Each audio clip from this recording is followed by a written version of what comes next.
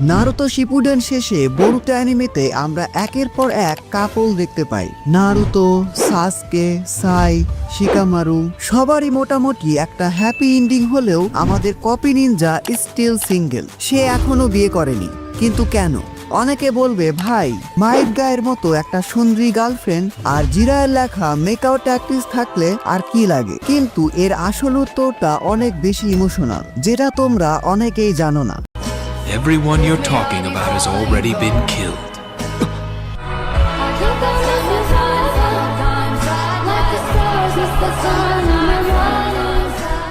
ধরো তুমি কাকাশি, জন্ম হওয়ার কিছু বছর পরই তোমার মা মারা যায়। মায়ের কষ্ট ভুলতে না ভুলতেই মাত্র 5 বছর বয়সে তোমার বাবা, যে কিনা একজন ফেমাস শিনোবি ছিল, সেও সুইসাইড করে বসে। পুরো ভিলেজ তাকে হেট করতে থাকে। সেখান থেকে অনেক কষ্টে তুমি বের হলে। তোমার সাথে ওবিটো এবং রিনের বন্ধুত্ব হলো। তুমি মিনাটোর মতো একজন সেন্সেই পেলে। একসাথে তোমাদের অনেকগুলো মেমোরিজ তৈরি হলো। তোমার বেস্ট ফ্রেন্ড ওবিটো তোমাকে বাঁচানোর জন্য নিজের লাইফই স্যাক্রিফাইস করে দিল। আর মারা যাওয়ার আগে তার একটা ইচ্ছা ছিল, তুমি যাতে ওবিটোর ট্রু লাভ রিনকে সব রকম বিপদ থেকে প্রোটেক্ট করো। বন্ধুর শেষ কথা রাখার জন্য রিনি এখন তোমার লাইফের সবচেয়ে ইম্পর্টেন্ট পার্সন। আর সেই ইম্পর্টেন্ট পার্সনকে অ্যাক্সিডেন্টলি তুমি নিজেই নিজের হাতে মেরে ফেললে। এখন তোমার কেমন লাগবে? তোমার কথা জানি না, বাট কাকাশির জন্য এটা একটা বড় ট্রমা হয়ে গিয়েছিল। রিনের কথা ভেবে সে রাতে ঠিকমতো ঘুমাতেও পারতো না। এমনকি কোন রকম ময়লা বা হাতে কোনো কিছু লেগে না থাকা সত্ত্বেও সে বারবার হাত ধুতো। কারণ এই ট্রমাটা এমন পর্যায়ে চলে গিয়েছিল যে কাকাশি ভাবতো তার হাতে এখনো রিনের রক্ত লেগে আছে। এখানেই শেষ নয়। এরপর ধরো তুমি তোমার সেন্সে মিনাতো এবং কুশিনাকেও নিজের চোখের সামনে মরতে দেখতে পেলে। এটাও তোমার নিজের জন্যই। যারা জানো না তাদেরকে বলছি, মিনাতো হোকাগে হওয়ার পর কাকাশিকে দায়িত্ব দিয়েছিল কুশিনা এবং নারুতোকে প্রোটেক্ট করার জন্য। নারুতো যে জন্ম নিবে এটা কিন্তু খুবই সিক্রেট ছিল। বাট আনফরচুনেটলি কাকাশির জন্যই ওবিটো নারুতোর জন্ম হওয়ার খোঁজ পেয়ে যায়। আর তারপর ওবিটো ঠিক কি করেছিল তা তোমরা সবাই জানো। কিন্তু তারপরেও তার নিজের ফেভারিট স্টুডেন্ট সাসকে ইভিল হয়ে যায়। অনেক চেষ্টা করে বোঝানোর পরও সে সাসকেকে থামাতে পারেনি।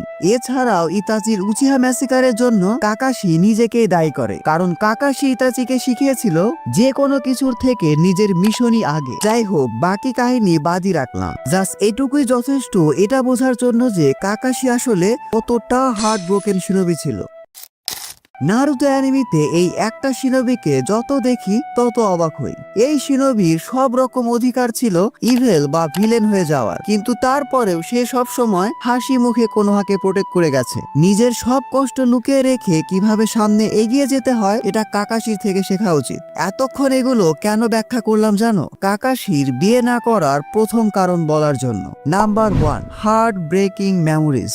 ছোটবেলা থেকে এত হার্ট ব্রেকিং মোমেন্টের পর কাকাশি ধরে নিয়েছিল যে সে যাকেই ভালোবাসবে সেই তাকে ছেড়ে চলে যাবে। ইংরেজিতে এটাকে বলে ফিয়ার অফ অ্যাটাচমেন্ট, অর্থাৎ যে কারোর সাথে অ্যাটাচমেন্ট টাইপের সম্পর্ক। যেমন ধরো প্রেম ভালোবাসাকে ইগনোর করা। কাকাশির মতো একটা স্মার্ট ক্যারেক্টার কতটা হার্ট ব্রোকেন হলে এমনটা করতে পারে। যাই হোক, পরবর্তীতে কাকাশি কোনো রকম প্রেম ভালোবাসা খোঁজার থেকে নেক্সট জেনারেশন শিনোবি অর্থাৎ নারুতো, সাসকে এবং সাকুরাকে ট্রেনিং এবং ভিলেজকে প্রোটেক্ট করতে বেশি মনোযোগ দেয়। Number 2, shinobi lifestyle. পুরো সিরিজে কাকাশির কাছে কখনোই স্টেবল লাইফস্টাইল ছিল না। সে আনবু ব্ল্যাক কপসের high risk, brutal, emotionless mission complete করত।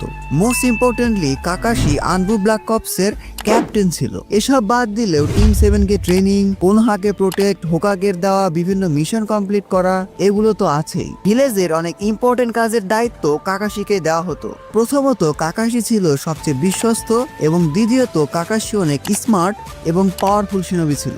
এবং নিজে হোকাগে হওয়ার পর কাকাশি তো আরো ব্যস্ত হয়ে যায়। এসবের মধ্যে সে তার লাইফ পার্টনারকে কখন খুঁজবে? এন্টারটেইনিং এর জন্য মাইট গাই আর মাস্টার জিরার লেখা মেকআউট ট্যাকটিস থাকলেই তো হচ্ছে। Number 3, no love interest.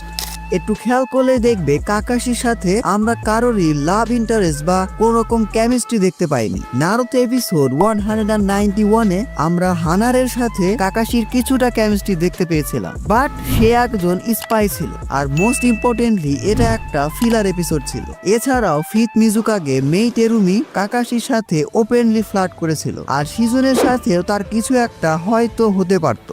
But আমরা দেখিনি। আসলে কাকাশির কোনো লাভ ইন্টারেস্ট ছিল না বললেই চলে। কিশিমোটো হয়তো কাকাশিকে একটা সিঙ্গেল সিগমা হিসাবেই দেখাতে চেয়েছিল। Number 4, the writer itself. Naruto complete করার পর একটা ইন্টারভিউতে নারুতো রাইটার মাসাশি কিশিমোটোকে কাকাশির লাভ লাইফ নিয়ে কিছু জিজ্ঞাসা করলে সে বলে যে নারুতোর এন্ডিংটা তাকে অনেক দ্রুত শেষ করতে হয়েছিল।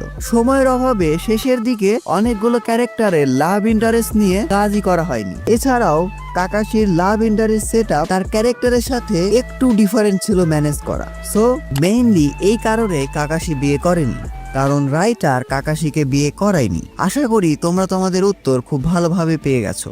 আজকের ভিডিওটি এ পর্যন্তই। ভিডিওটি ভালো লাগলে ভিডিওটিতে এখন একটি লাইক দিয়ে চ্যানেলটি সাবস্ক্রাইব করে ফেলো। Don't subscribe if you are not an anime fan.